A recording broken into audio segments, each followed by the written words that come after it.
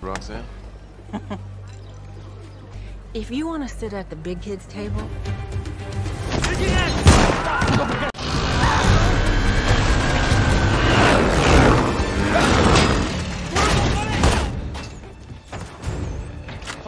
Drop that and it smashes, you know who gets smashed next, right? You don't. Oh.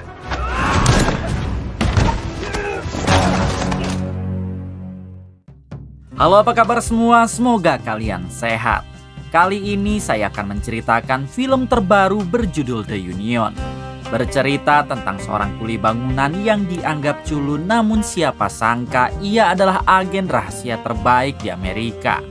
Oke, tanpa berlama-lama, kita langsung saja gaskeun ke ceritanya.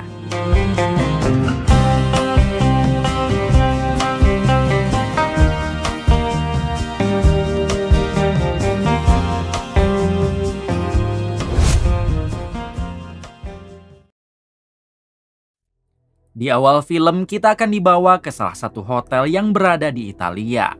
Di sana memperlihatkan sekelompok orang yang diam-diam akan menyelundup masuk ke suatu kamar. Diberitahu kalau sekelompok orang tersebut adalah agen rahasia yang diberi nama The Union. Saat ini tim The Union sedang menjalankan misi merebut data rahasia Amerika yang telah dicuri oleh orang Rusia. Jika sampai data rahasia itu jatuh ke tangan orang yang salah, maka bisa dipastikan Amerika akan hancur.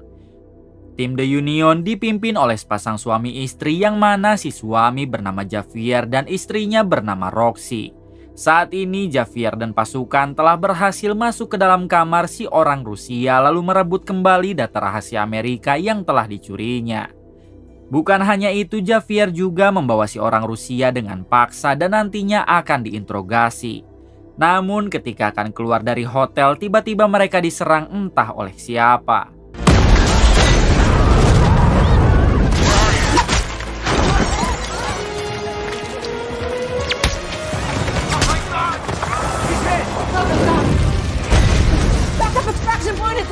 Tak berselang lama, Javier berhasil membawa si orang Rusia beserta koper data rahasianya ke pinggir jalan untuk menunggu jemputan. Namun tiba-tiba Javier dan si orang Rusia ditembak oleh si penyerang misterius.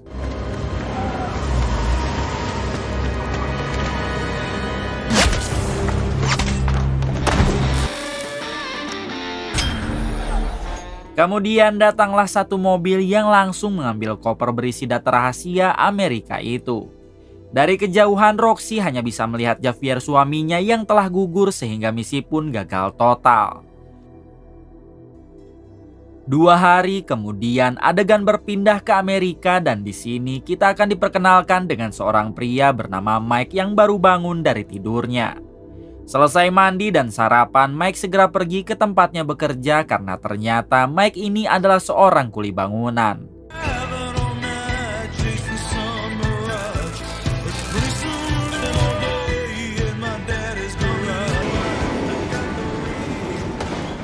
Selesai bekerja, Mike dan teman-teman kuli bangunannya nongkrong dulu di bar untuk merefresh pikiran. Di sana mereka membicarakan salah satu teman Mike yang akan menikah 2 minggu lagi. Tak berselang lama, teman-teman Mike pamit pulang sementara Mike yang masih betah ia pun tetap nongkrong di bar tersebut. Tiba-tiba Mike didatangi oleh Roxy, si istri Javier yang kita tahu kalau dia adalah agen khusus dari tim The Union. Terungkap fakta kalau Roxy ini adalah teman SMA Mike, bahkan mereka dulu sempat berpacaran. Di sini Roxy mengajak Mike mengobrol sambil bertanya apakah kesibukan Mike sekarang. Mike menjawab jika dirinya sibuk bekerja menjadi kuli bangunan. Mike balik bertanya lantas apakah kesibukan Roxy saat ini. Roxy berbohong dengan mengatakan kalau dirinya pengangguran jadi tidak mempunyai kesibukan apapun. Kemudian mereka lanjut mengobrol sambil main biliar. Mereka membahas kenangan masa lalu ketika masih berpacaran. Setelah itu Roxy mengajak Mike ke tempat yang sepi sebab Roxy sangat ingin berduaan dengan Mike. Mike yang berotak mesum, ia pun langsung mengiyahkan permintaan Roxy.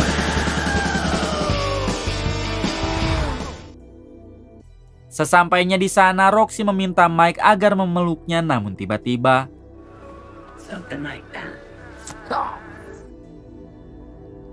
Ketika tersadar, Mike sudah berada di kamar hotel yang mewah.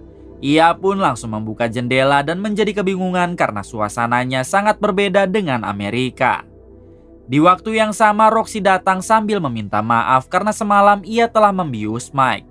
Roxy juga memberitahu kalau sekarang mereka ada di Inggris bukan di Amerika. Mendengar itu semua, Mike terkejut sembari mengatakan jika dirinya harus pulang untuk kembali bekerja menjadi kuli bangunan. Kemudian Mike berlari keluar hotel sementara Roxy hanya tertawa sambil mengejar Mike. Saat di luar, Mike sudah ditunggu oleh seorang bapak-bapak bernama Tom yang ternyata adalah ketua dari tim The Union. Mike ditambah semakin bingung dengan siapakah Tom ini dan kenapa bisa mengenali Mike.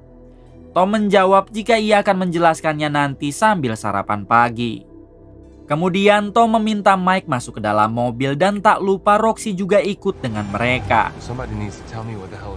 Di tengah perjalanan, Mike terus saja memaksa agar Tom dan Roxy menjelaskan apa maksud dari semua ini. Pada akhirnya Roxy menjelaskan jika mereka adalah tim agen rahasia pemerintah Amerika yang diberi nama The Union.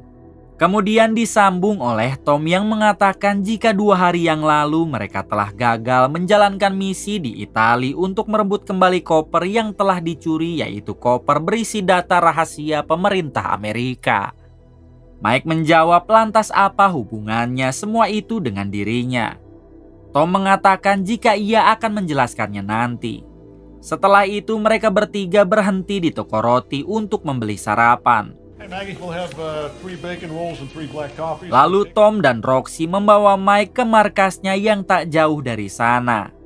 Sesampainya di markas, barulah Tom menjelaskan jika koper yang dicuri berisi data penting Amerika, yang mana jika sampai jatuh ke tangan orang yang salah maka Amerika akan hancur. Sekarang mereka telah mendapat informasi jika koper tersebut akan dilelang minggu depan oleh seorang wanita bernama Julia. Tujuan mereka membawa Mike yaitu untuk direkrut menjadi bagian dari tim The Union. Nantinya tugas Mike hanyalah berpura-pura mengikuti lelang tersebut. Mike bertanya kenapa harus dirinya. Bukankah Mike tidak mempunyai skill bela diri? Tom menjawab justru karena Mike adalah pria culun yang tidak bisa apa-apa sehingga mereka sangat membutuhkan orang seperti Mike agar tidak dicurigai. Basically, we need a nobody. Kalau Mike menyetujuinya maka mereka akan membayar $1 juta. Namun jika Mike menolak, ia bisa pulang hari ini juga ke Amerika dengan ongkos sendiri. Mendengar uang $1 juta tanpa pikir panjang, Mike menerima misi tersebut. Setelah itu Mike pergi keluar untuk menghubungi ibunya. Di sini Mike meminta izin kepada sang ibu karena selama beberapa hari ke depan ia tidak bisa pulang ke rumah.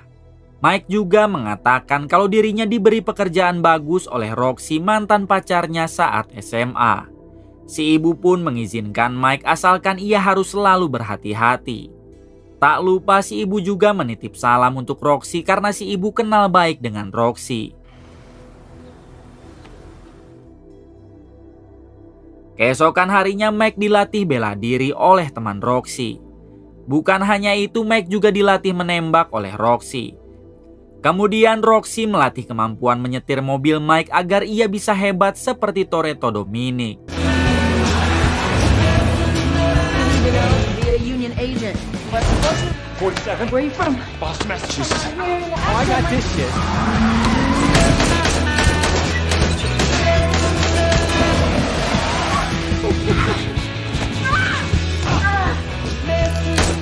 Di suatu waktu terlihat Tom, Roxy dan semua timnya sedang berkumpul termasuk Mike. Di sini tangan kanan Tom memberitahu jika lelang koper itu akan dimulai 3 hari lagi. Sudah banyak sekali para penjahat kelas kakap dari berbagai negara yang ikut daftar lelang tersebut hanya untuk menghancurkan Amerika. Lelang itu akan berjalan secara virtual dengan menggunakan ponsel khusus yang sudah disiapkan. Sebagai syarat untuk mengikuti lelangnya, mereka harus membeli ponsel khusus itu dengan harga $5 juta. Ponsel itu akan mulai dijual besok pagi sehingga Mike harus segera membelinya sebelum kehabisan. Roxy juga meyakinkan Mike jika dirinya akan terus melindungi Mike dari jarak jauh dengan menjadi sniper. Mike yang merasa sudah hebat, ia pun mengiyahkannya. unless it isn't. Keesokan harinya terlihat Mike yang mulai berjalan sendiri ke tempat pembelian ponsel sambil membawa sekantong uang 5 juta dolar. Terlihat juga dari atas gedung Roxy yang terus mengawasi Mike sebagai antisipasi jika ada serangan mendadak. Tak lama Mike didatangi oleh satu orang pria yang langsung mengatakan jika Mike mencari ponsel untuk mengikuti lelang, ikutlah dengannya. Roxy dan Tom yang mengawasi Mike dari jarak jauh, mereka mulai panik karena takut Mike akan kabur atau ditipu. Dengan cepat Roxy mengambil tindakan dengan mengejar Mike. Mike sendiri diarahkan ke sebuah kafe lalu duduk di meja. Tiba-tiba Mike menemukan ponsel di bawah meja yang sedang berdering. Ketika diangkat, si penelpon meminta Mike agar pergi ke toilet pria untuk menemukan petunjuk lebih lanjut. Sesampainya di sana, datanglah satu pria besar dan si penelpon meminta Mike agar menyerahkan semua uangnya ke pria besar tersebut. Setelah sekantong uangnya dibawa pergi, Mike bertanya kepada si penelpon di manakah ponsel untuk mengikuti lelangnya. Si penelpon menjawab ponsel itu sudah berada di tangan Mike. Ternyata ponsel yang Mike temukan di bawah meja adalah ponsel untuk mengikuti lelangnya. Kemudian dengan santai Mike berjalan keluar karena mengira semuanya akan aman. Namun saat Mike membuka pintu kafe, tiba-tiba untungnya ada Roxy hingga terjadilah aksi tembak-tembakan. Diberitahu jika orang-orang yang menyerang Mike adalah orang-orang yang menginginkan ponsel untuk lelangnya. Karena mereka telah kehabisan stok sehingga tidak bisa mengikuti lelang koper berisi data penting Amerika. Di tengah peperangan, Roxy meminta bantuan kepada rekan-rekannya. Namun rekan Roxy malah terjebak macet sehingga tidak bisa cepat membantu Roxy. Pada akhirnya Roxy meminta Mike agar pergi duluan sambil membawa ponsel tersebut. Di balik itu Roxy sendiri terus saja menghabisi orang-orang yang menyerangnya. Sedangkan Mike ini telah terpojok oleh dua orang menggunakan motor, namun tiba-tiba ternyata itu adalah rekan Roxy yang tadi terjebak macet. Mike sempat merasa lega karena ia pikir semuanya sudah selesai. Namun di waktu yang sama ada seorang wanita yang menyerang Mike hingga inilah aksinya.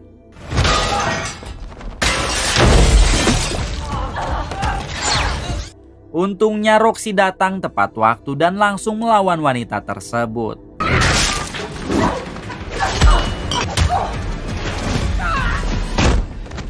Setelah berhasil menghabisi wanita itu, Roxy dan Mike dijemput oleh tangan kanan Tom untuk kembali ke markas.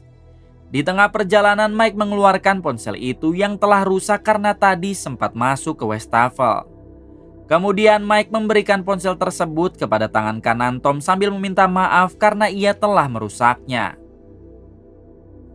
Sesampainya di markas, beruntung ponsel itu dapat dibetulkan oleh rekan Roxy yang merupakan seorang hacker. Kemudian tangan kanan Tom menyangka kalau di sini ada mata-mata, sebab kenapa aksi mereka selalu ketahuan. Tom menyangkal semua tuduhan itu karena ia sangat mempercayai semua orang yang ada di sini. Tom menjelaskan jika sejauh ini ada 5 grup penjahat kelas kakap yang tidak mendapatkan ponsel untuk lelang. Jadi wajar saja kalau mereka diserang sebab para penjahat itu sangat menginginkan ponsel tersebut dan saling berburu. Beruntung mereka sudah aman di sini dengan ponselnya dan langkah selanjutnya mereka akan mengikuti lelang yang akan dimulai 48 jam dari sekarang. Tom meminta kepada semua anggotanya untuk beristirahat karena waktu sudah larut malam. My first day in the field. It's open season on everybody in this auction. Tak berselang lama Mike diajak Roxy untuk beristirahat di rumah amannya. You gonna give me another chance? Come on, Mike. Sesampainya di sana Mike langsung membersihkan diri karena sudah beberapa hari ini ia tidak mandi. Kemudian Mike tidur di samping Roxy dan berharap Roxy akan paham apa yang biasa dilakukan jika wanita dan pria sudah satu kamar. Mike terus saja berusaha merayu Roxy karena totongnya sudah lama tidak ngabeledag. Akan tetapi Roxy yang tidak paham, ia pun malah tidur duluan. Alhasil Mike jadi cemberut karena hasratnya tidak tersalurkan. Pagi harinya terlihat Mike yang sedang menonton TV. Tak lama Roxy mengajak Mike untuk pergi ke markas karena Tom baru saja mengabarkan kalau lelang akan dimulai jam 6 sore. Dengan cepat mereka berdua pun pergi menuju markas. Sesampainya di sana, Tom menjelaskan kalau sekarang mereka telah mendapatkan lokasi keberadaan Julia, si operator lelang koper data penting itu. Tom mengubah semua rencana awal dengan menugaskan Mike dan Roxy untuk mendatangi lokasi Julia lalu menangkapnya serta merebut koper itu secara paksa. Sedangkan dirinya dan tim di sini akan mengikuti lelang virtualnya dan sebisa mungkin mengulur-ngulur waktu durasi lelang sebelum mereka berhasil. Mike sempat bertanya jika lelangnya dimulai dari harga 5 juta dolar maka penawarannya akan naik setinggi apa. Tiba-tiba pertanyaan Mike dijawab oleh ketua CIA yang datang dengan para anak buahnya. Ketua CIA meminta Mike agar tidak perlu khawatir. Sebab jika harga lelangnya sampai 400 juta dolar pemerintah akan membayarnya. Asalkan Mike dan Roxy berhasil membawa koper dan menangkap Julia. Namun jika Mike dan Roxy gagal maka bisa dipastikan tim The Union akan dibubarkan. Mendengar hal tersebut, Mike dan Roxy pun segera bersiap lalu berangkat ke lokasi Julia dengan menggunakan motor.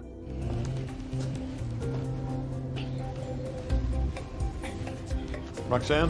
Moving into position now.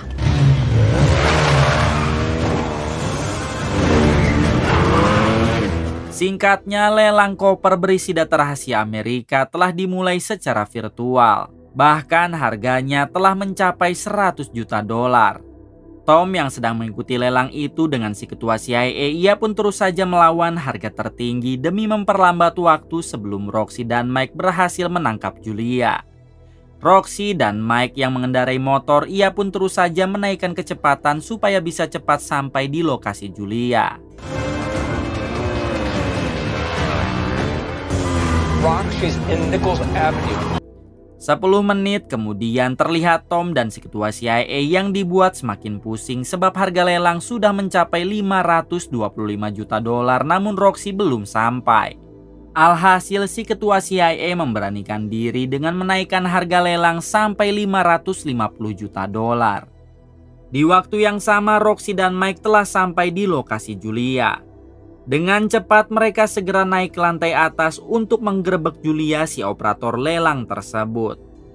Harga lelang sudah mencapai 600 juta dolar namun beruntung Roxy langsung menodong Julia sambil mengatakan jika kopernya akan ia bawa di harga 0 dolar.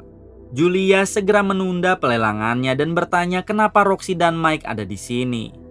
Terungkap fakta kalau Julia juga ternyata adalah teman SMA Mike dan Roxy. Sehingga mereka sudah saling mengenal. Roxy meminta Julia agar segera menyerahkan koper itu jika tidak mau koat di sini. Pada akhirnya Julia menyerah lalu mengatakan kalau kopernya berada di rumah, sehingga ia harus mengambilnya dulu. That concludes tonight's bidding. 10 menit kemudian terlihat Roxy dan Mike yang baru sampai di rumah Julia. Ternyata rumah Julia lokasinya tepat di depan Hotel Continental yang berada di film John Wick. Ketika masuk ke dalam, Julia langsung saja mengambil koper berisi data rahasianya yang disimpan dalam lemari es. Roxy sempat bertanya untuk siapakah Julia bekerja dan kenapa koper ini sampai berada padanya. Julia menjawab jika dirinya juga tidak tahu sebab ia dengan bosnya hanya berkomunikasi lewat telepon.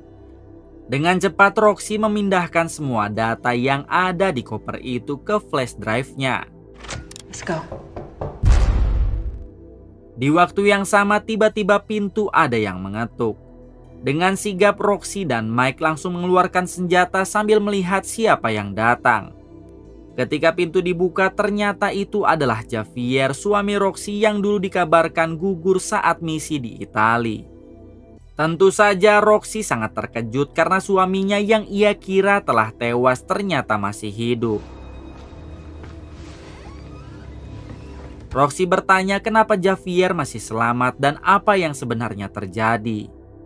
Javier menjelaskan jika dulu saat di Italia ia ditembak lalu terjatuh ke sungai.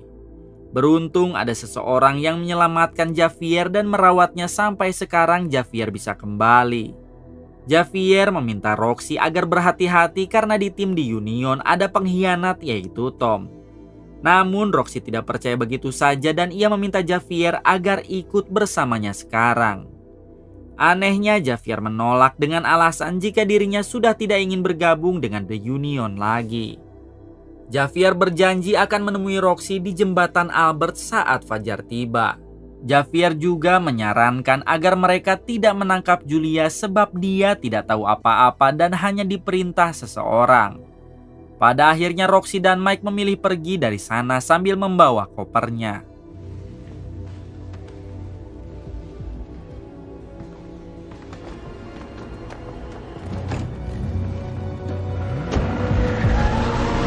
Di tengah perjalanan Mike sempat bertanya kenapa Roxy tidak pernah bilang kalau dirinya sudah mempunyai suami.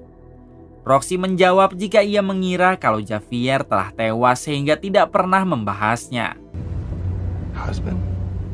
I gotta tell you, Rox, it might not be perfect, but it's honest. Coming here. I didn't manipulate you. I saved you.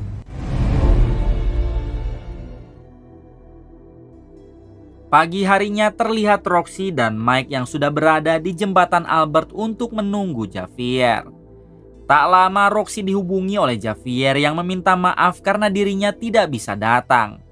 Seketika Roxy menjadi curiga sambil bertanya apakah ini semua adalah jebakan. Sambil tertawa Javier meminta maaf sebab dirinya telah mengkambing hitamkan tim di Union mencuri koper berisi data rahasia. Sebentar lagi tim CIA akan datang untuk menangkap mereka. Sedangkan koper yang asli telah ditukar saat di rumah Julia semalam. Terungkap fakta kalau dalang di balik lelang koper itu adalah Javier yang selama ini berpura-pura tewas. Javier sendiri kini terbang menuju The Iceland untuk bertransaksi koper itu. Well, that's disappointing. Roxanne. And that would have cramped my style, Roxanne.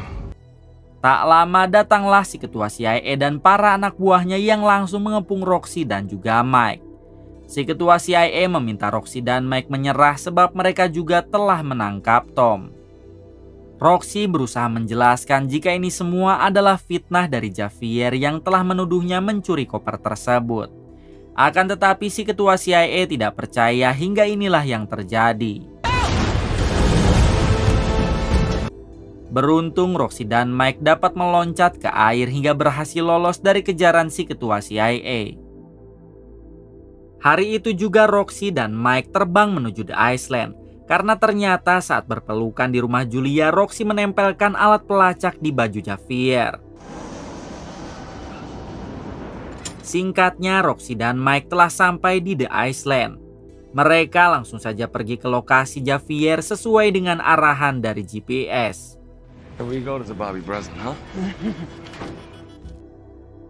Di balik itu terlihat Javier yang sedang bersantai sambil menunggu pembeli kopernya. Ditemani Julia yang ternyata adalah pacar Javier. Tak lama datanglah si pembeli yang meminta Javier agar mengeluarkan kopernya duluan. Di waktu yang sama tiba-tiba Roxy datang dan langsung menembak anak buah Javier hingga membuat kopernya terlempar. Mike yang telah bersiap dengan motor, ia pun langsung mengambil koper itu lalu dikejar oleh si pembeli dan para anak buahnya. Sedangkan Roxy masih menodong Javier dan Julia beserta dengan para bodyguardnya. Untungnya Julia mengajak semua bodyguardnya agar pergi, sebab mereka tidak ingin mempunyai urusan dengan Roxy. Alhasil kini Roxy hanya tinggal berduaan dengan Javier. Javier yang memang bukan orang sembarangan, ia pun dapat membuat Roxy terjatuh lalu kabur dari sana.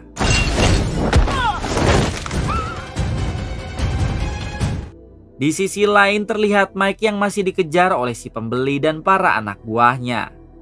Hingga Mike harus naik ke atas rumah warga dan terjadilah aksi baku hantam.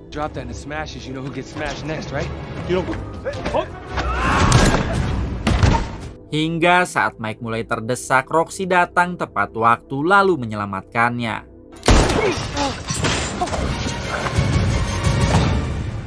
Namun tiba-tiba datang Javier yang langsung menyandra Roxy. Javier meminta Mike agar menyerahkan koper tersebut, namun secara bersamaan si pembeli datang dengan mengarahkan mobilnya kepada Mike. Alhasil Mike harus dikejar lagi oleh si pembeli dan para anak buahnya. Sedangkan Roxy dan Javier harus kejar-kejaran dengan menggunakan mobil curian. Mike sendiri terus dikejar oleh si pembeli hingga Mike harus terlempar ke dalam bagasi mobil, sementara kopernya terjatuh ke jalan. Ketika si pembeli akan mengambil, datanglah Javier yang langsung membawa koper itu pergi lalu dikejar oleh Roxy. Kemudian disusul oleh si pembeli yang mengejar Javier dengan menggunakan mobil yang di dalam bagasinya ada Mike.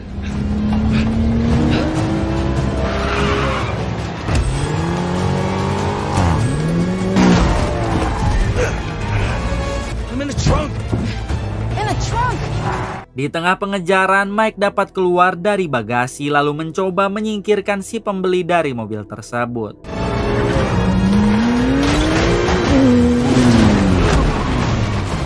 Setelah itu Mike lanjut mengejar Javier yang sedang kejar-kejaran dengan Roxy. Di suatu waktu mobil Mike harus terjun bebas ke jurang akibat disenggol oleh Javier.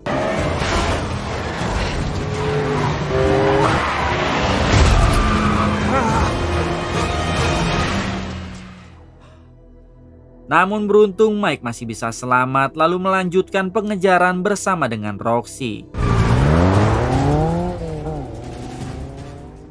Di balik itu Javier sendiri sudah sampai di dermaga dan kini ia menunggu jemputan kapal untuk kabur membawa kopernya. Tak lama datanglah Roxy bersama dengan Mike yang langsung menabrakkan mobilnya ke mobil Javier. Di sini mereka saling menodongkan senjata dan Roxy meminta agar Javier sebaiknya memberikan koper tersebut. Akan tetapi Javier merayu Roxy dengan mengatakan kalau Roxy mau bergabung, ia akan membagi dua hasil penjualan koper itu. Javier juga berjanji akan hidup lagi bersama Roxy lalu mereka bisa sebebasnya berkeliling dunia. Namun Roxy yang tidak tertipu dengan gombalan Javier, ia pun langsung menghabisinya. Pada akhirnya Roxy dan Mike berhasil merebut koper berisi data rahasia itu dari tangan Javier. Kemudian mereka akan membersihkan nama The Union dari fitnah sebelumnya, sekaligus menyelamatkan Amerika dari kehancuran. 1 minggu kemudian terlihat Mike yang sedang menghadiri pesta pernikahan temannya. Ternyata di sana juga ada Roxy yang ikut bersama dengan Mike. Mike yang sebenarnya dari dulu suka kepada Roxy, ia pun memberanikan diri untuk menyatakan cinta. Tanpa disangka Roxy menerima Mike hingga mereka pun langsung berdansa. Tak berselang lama Mike yang kebelet ingin beraha-aha, ia pun mengajak Roxy ke kamar. Namun baru saja beberapa langkah tiba-tiba Tom datang yang berniat memberikan misi lagi kepada mereka berdua. Tamat. Terima kasih untuk semuanya yang telah menonton hingga akhir. Semoga kalian diberikan kesehatan dan rezeki yang berlimpah. Salam untuk semuanya dari Hampura Film.